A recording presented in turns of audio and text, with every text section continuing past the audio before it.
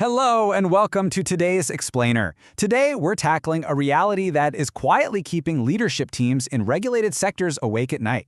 We're talking about the stark truth behind AI governance. Look, right now across legal, healthcare, finance, professional services, you name it, there is this massive gap between what businesses think they're doing to protect themselves and what's actually happening on the ground. So we're going to look closely at some critical industry data and insights to see why your current AI governance might just be, well, a blank page in disguise.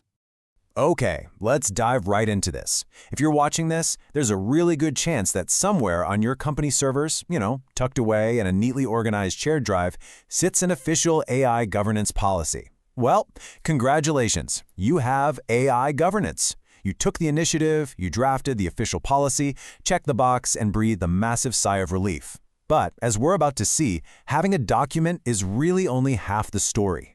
Because here is the incredibly uncomfortable truth. On one side, we have the document. It was written, 6 months ago, neatly filed away, and subsequently entirely forgotten. And then on the other side, we have the reality of your daily operations. Let's be honest, 3 of the tools your team uses every single day, they're probably not on that approved list. Nobody is entirely sure who actually owns the review process. There are 0 clear escalation channels if things go sideways, and those scheduled reviews, they've just come and gone. So the reality is, you have AI governance, you just don't have AI governance that actually works.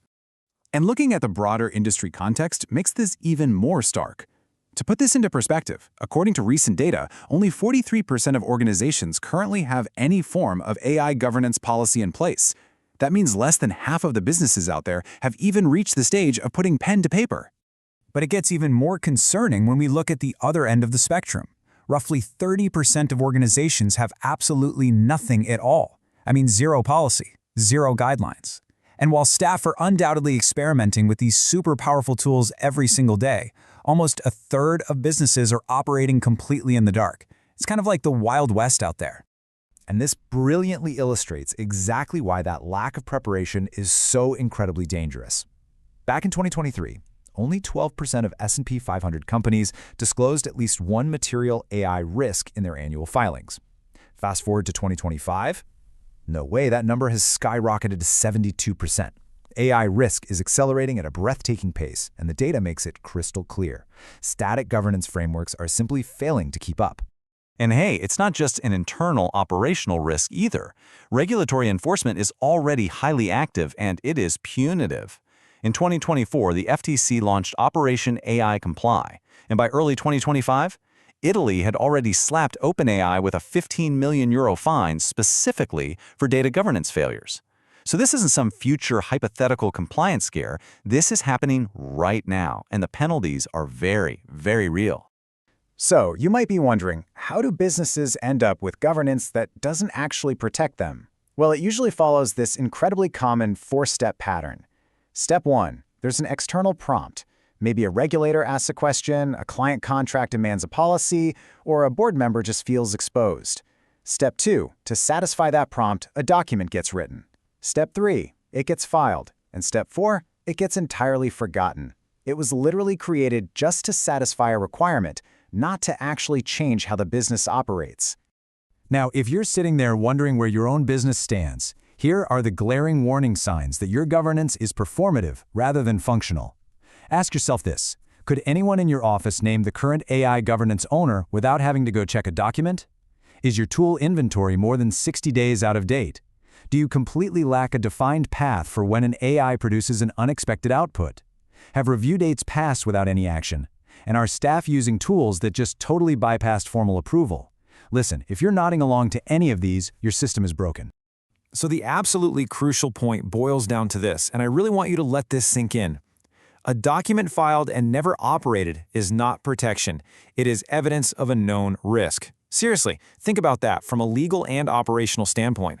If something goes catastrophically wrong, that forgotten document gathering digital dust in your shared drive doesn't shield you at all. In fact, it actually proves that the business knew governance was necessary, produced a response that completely failed to function, and then just kept operating as though it did. That is the very definition of performative governance. It's just the appearance of governance, a document describing rules without an underlying operating model to enforce them. The danger here is that it creates false confidence. And let me tell you, in a regulated sector, false confidence isn't just a bad look, It is a massive liability. Moving on to our next section, anatomy of a working system. Let's look at how this builds in practice. Pillar number 1 is a live owner. Now, this absolutely cannot be a vague, generalized process assigned to the legal team or IT. No, it must be a specifically named human being who is actively responsible for overseeing the governance framework. Look, if nobody's actual name is attached to the outcome, nothing actually gets governed. It's that simple. Pillar 2 is an updated tool inventory. You simply cannot govern what you don't know exists. This means maintaining a live, current list of every single AI tool being used across the business, and it has to be reviewed on a defined, reliable cadence. This is literally the only way to prevent that massive risk of shadow AI usage by your staff. Which brings us right to Pillar 3, a review cadence. And honestly, the most important part of this requirement is that it actually happens in practice. Having dates marked on a theoretical calendar is useless. A working system means those scheduled reviews translate into real-world audits and actions every single time. Pillar 4 addresses the inevitable, a functioning escalation path. Look, AI tools will hallucinate. They're going to produce errors. Sometimes they might even generate harmful output. So when a team member or a client encounters this, exactly who do they call? What protocol do they follow? A working system maps this out clearly so that panic is instantly replaced by process. And the final pillar, Pillar 5, is a feedback loop. You need a totally frictionless, simple way for staff to surface concerns or report failures straight from the front lines. The people using these tools day to day, they're your absolute best defense. But that's only true if they have a clear channel to communicate what's going wrong back to that live owner we talked about earlier. Now, moving from a static blank page to a living, breathing system with these 5 pillars, it can seem pretty daunting. And that is exactly where Omnisenti comes in. As outlined in the source material, Omnisenti helps businesses specifically design AI governance that actually functions in practice. They don't just hand you another meaningless document. They help design the ownership architecture, manage that tool inventory, build out the escalation paths, establish the review cadence, and integrate that crucial feedback loop. Ultimately, everything in this explainer boils down to one stark difference. A document that hasn't been opened since it was written is a liability. It's merely the administrative record of a concern that was never actually resolved. But protection?